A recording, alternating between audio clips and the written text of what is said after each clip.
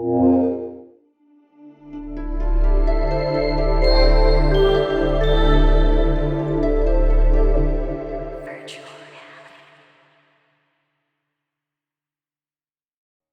guys, and welcome back to the Virtual Reality Show, where we talk about any and all things related to virtual reality inside virtual reality. I'm your host, PHIA. Since I've started my virtual escapade into the realm of YouTube content, my DMs have been filled with people asking me, PHIA, how do I get into VR? I want to get into VR, but I don't know anything about which headsets to be looking at. Unfortunately, there's just too many messages for me to keep up with, and I don't have the time to go through each one to give personalized recommendations. But I do want to equip my viewers with the knowledge needed to start planning out the best pathway into VR, since it is kind of the future of entertainment.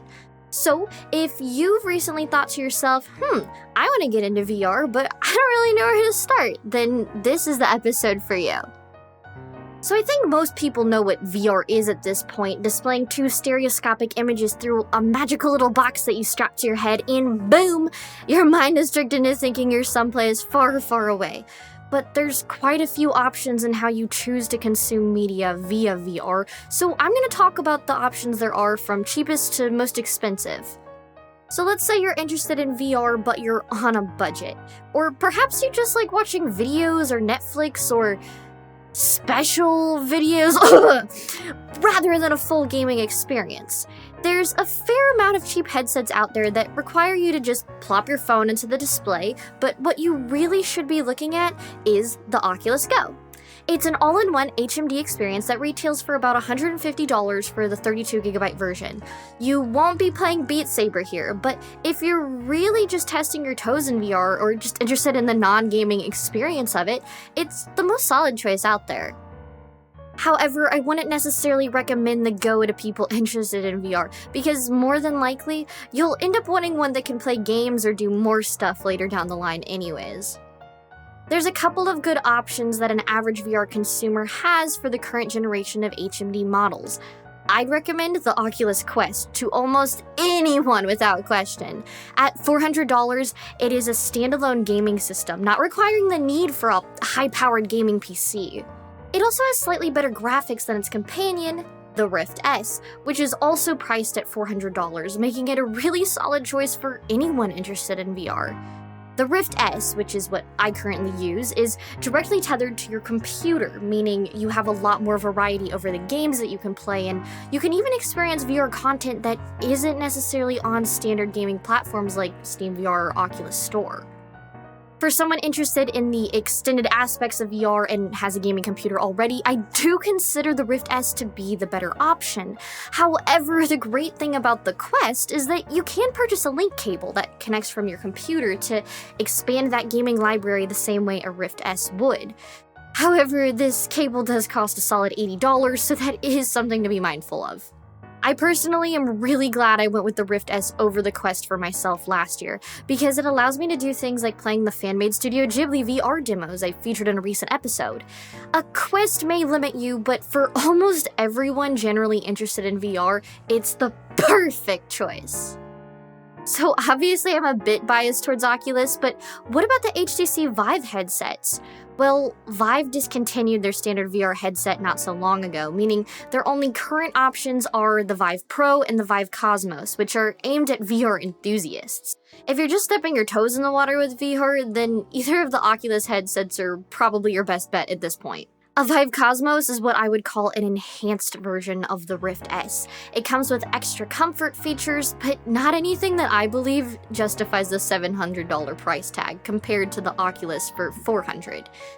Just like the Rift S and Quest, it is an inside-out tracking system, so it does not require external sensors. This is great, except if you're interested in full-body tracking, which a lot of VR users at this price range are interested in. The tech for full-body trackers at this time runs off of external sensors, so anyone interested in full-body tracking should keep this in mind. You'll need to end up purchasing both the trackers themselves and external sensors if your headset uses the inside-out tracking feature. The better option is the Vive Pro, which comes with those external sensors and a top-of-the-line VR immersive experience.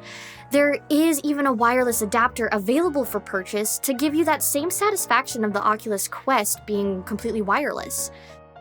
But the Vive Pro comes in at a whopping $1,200, which is pretty insane and not friendly to anyone looking to get into VR.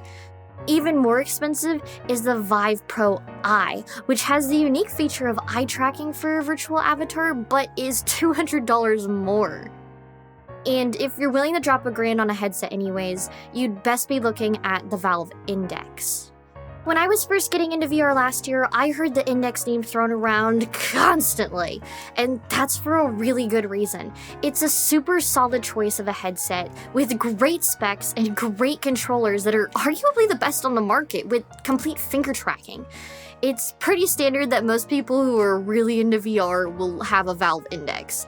And because it comes with the external tracking sensors, full body tracking is not as big of an expense, which is something to keep in mind when deciding whether or not it's worth starting with an Index or starting with an Oculus. So my overall summary and personal recommendation for a VR setup right now is to either go with the Oculus Quest or a Rift S if you're somewhat interested in VR. But if you're really interested in it, then skip the crap and go straight for the Valve Index. You'll lose a lot less money than getting sucked into VR on an Oculus level and realizing you love it so much that you need a better setup later. You can always buy body trackers too, without it being another huge expense looming over you. This, of course, is all my opinion and a pretty simplified guide that doesn't include all the specs and nitty-gritty details of each headset.